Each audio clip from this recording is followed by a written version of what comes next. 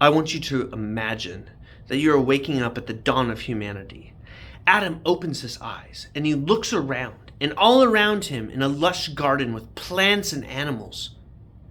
Unless you're reading chapter 2 and there's no plants and animals. But let's just mesh 1 and 2 together. Okay, Adam is told by God, you must name the animals and find yourself a mate. God didn't technically say that, but Adam was like low-key, like wanting to find a mate. So he's looking around naming animals, and he can't find a mate anywhere. And God says, this just will not stand. He must have a mate. So God causes Adam to fall into a deep sleep. And from his sleep, he takes a rib out of Adam. And from the rib, he fashions another human, a female human, that he calls woman, for she was taken out of man, and her name was Eve.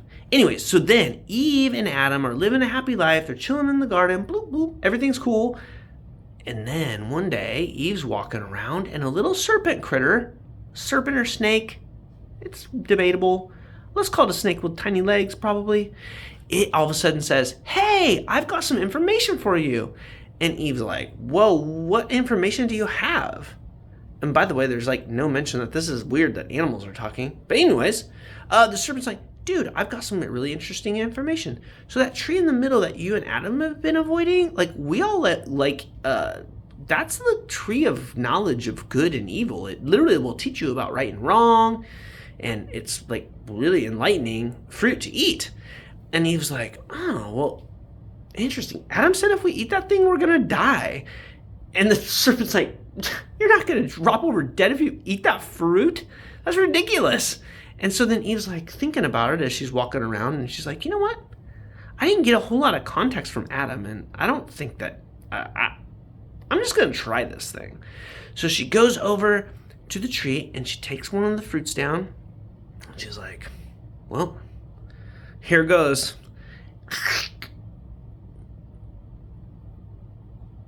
I'm not dead. She lives, she's not dead, and all of a sudden she's like, whoa, 1 is super tasty. That's technically not in the text, but I imagine it probably was. But 2, I know a whole bunch now. This is really awesome. So she takes it over to Adam, and she's like, dude, you gotta try this. I totally understand things now. And Adam eats it, and all of a sudden things get dark and spooky. And then they're like, whoa, we also noticed something else. We're not wearing any clothes around here.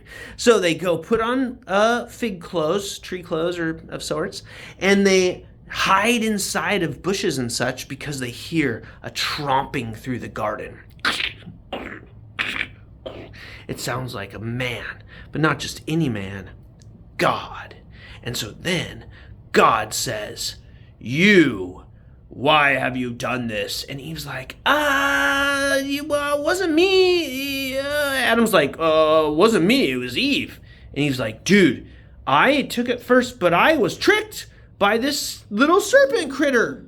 And God's like, serpent critter, you are cursed to eat dust of the ground. And you're gonna swoop on the ground from now on and not have any more legs. And then he's like, and Eve, because of you are going to have pain in childbirth. Ah! And then he's like, and Adam, you are going to toil in the earth and toil in the ground. Ow! And then there's a thing about like the serpent's going to bruise the heel of mankind, and then mankind's going to bash the serpent's head, and then they run scared out of the garden. Ah! And then all of a sudden, God sends a cherub, which is a scary beast of a creature. Yeah, and it had a sword, a flaming sword to guard the gate so that no one could ever get back into the garden. Which is interesting that God chose a sword before the Iron Age and didn't choose like a flaming machine gun or like lightsaber. I mean, I guess a flaming sword is technically a lightsaber, so maybe he was really thinking ahead of his time.